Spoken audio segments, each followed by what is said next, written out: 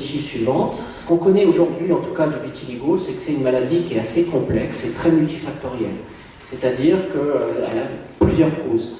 Et quand on explique aux patients, c'est surtout, on parle de ce qu'on appelle de prédisposition génétique. Alors les gènes, vous les connaissez, c'est ce qu'on reçoit de ses parents, ses grands-parents, il y en a des milliards. En fait, c'est un certain nombre de gènes qui fonctionnent bien, mais peut-être un petit peu différemment, et qui prédisposent quelqu'un à faire une maladie inflammatoire, et en l'occurrence le vitiligo. Ensuite, on va avoir des facteurs de l'environnement qu'on connaît bien, qui chez quelqu'un qui est prédisposé vont déclencher. C'est vrai que par exemple, on parle souvent du stress, et tout le monde a des événements stressants, mais chez quelqu'un qui est prédisposé, ça va faire comme une allumette qui va faire déclencher un peu le feu.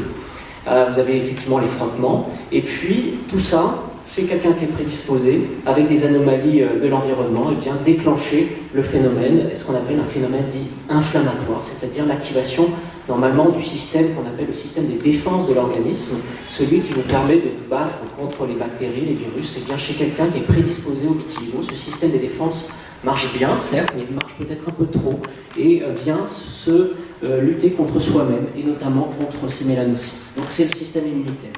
Et là, c'est effectivement, diapositive suivante, eh bien, cette prédisposition génétique qu'on retrouve dans le vitiligo, elle est commune à un certain nombre de pathologies.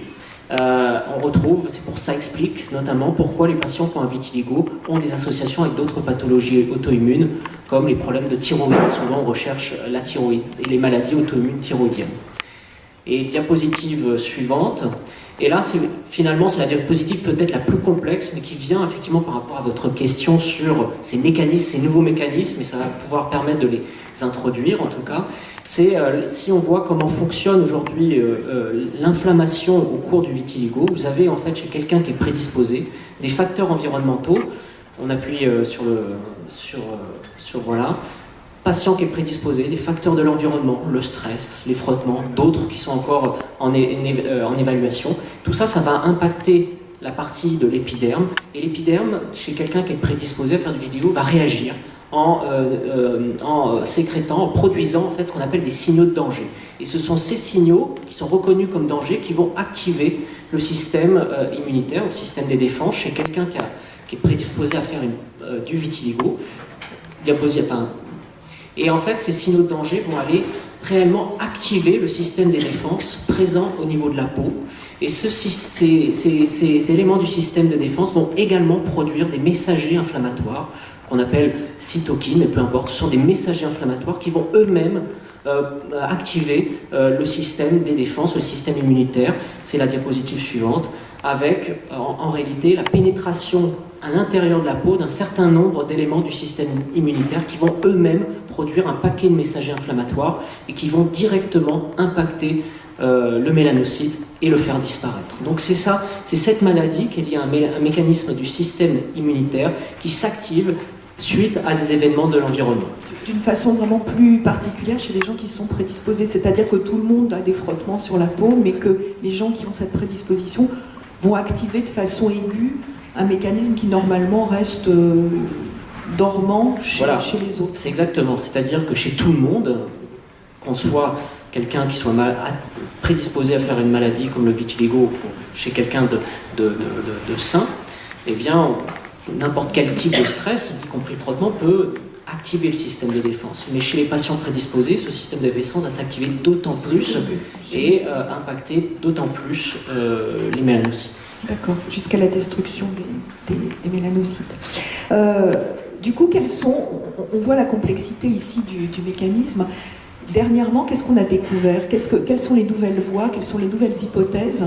Alors c'est exactement, effectivement, c'est vrai qu'il y a des noms un petit peu compliqués. Alors ce sont ces messagers inflammatoires et on a découvert, en tout cas, ces messagers inflammatoires ont des noms, notamment CXCL9, vous voyez apparaître CXCL10. En fait, ce sont des messagers qui permettent de recruter au niveau de la peau d'autres éléments du système des défenses de l'organisme. Et c'est vrai qu'on a montré, en tout cas, que ces facteurs sont très augmentés chez les patients vitiligo, qu'on pourrait éventuellement les cibler. Mais c'est peut-être pas forcément la bonne cible développée actuellement. Mais il y en a un des messagers qui est écrit IFN avec un petit G. en fait c'est gamma, c'est le signe gamma, et c'est un messager inflammatoire qui est extrêmement important au cours du vitiligo, et c'est celui-là aujourd'hui où globalement les traitements en développement vont aller cibler. C'est ce signal-là, ce messager inflammatoire qu'on va cibler et les conséquences qu'il a sur la peau. D'accord. Donc c'est en ça que c'est extrêmement important de comprendre comment ça fonctionne, puisque c'est la base du développement de stratégies de traitement. C'est-à-dire que parfois il va falloir activer certains des mécanismes, parfois il va falloir les diminuer, au contraire, pour empêcher l'effet destructeur de cette activation trop importante. Et c'est exactement ça. Chez quelqu'un qui est prédisposé à faire une maladie inflammatoire ou auto-immune, alors c'est le vitiligo, mais c'est d'autres maladies inflammatoires, eh bien il faut considérer qu'il y a un déséquilibre, c'est-à-dire que le système des défenses marche peut-être un peu trop. Et l'idée avec les traitements, c'est d'essayer de restaurer cet équilibre, donc de bloquer l'inflammation. Mais un des enjeux également, c'est un peu la différence avec d'autres maladies, de la peau ou autre, c'est qu'un traitement anti-inflammatoire qui va bloquer l'inflammation ne sera pas le seul permettant de faire repigmenter, parce qu'ensuite il va falloir induire la repigmentation. Et ça c'est le problème et l'enjeu actuel. C'est pas seulement bloquer l'inflammation, c'est également induire la repigmentation. Bloquer l'inflammation, ça va en fait empêcher la progression de la maladie, empêcher que d'autres zones de peau saines ne soient détruites. Et ce n'est pas les mêmes mécanismes ensuite qui permettent la repigmentation, la recolonisation, le refonctionnement des mélanocytes.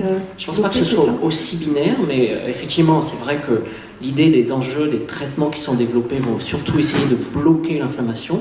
Et comme vous le dites, effectivement, c'est ensuite essayer de régénérer. Mais on ne sait pas aujourd'hui de façon précise quel est l'impact de l'inflammation, même minime au niveau de la peau, sur la régénération. Est-ce que cette inflammation, même minime, au niveau d'une plaque qui est relativement assez stable, est-ce qu'elle ne bloquerait pas non plus la régénération? Donc peut-être il y aurait un intérêt également à toujours essayer de maintenir le blocage de cette inflammation pour à la fois éviter que la progression de la maladie, mais également peut-être permettre d'autant mieux la régénération. Mais ça, c'est encore à déterminer.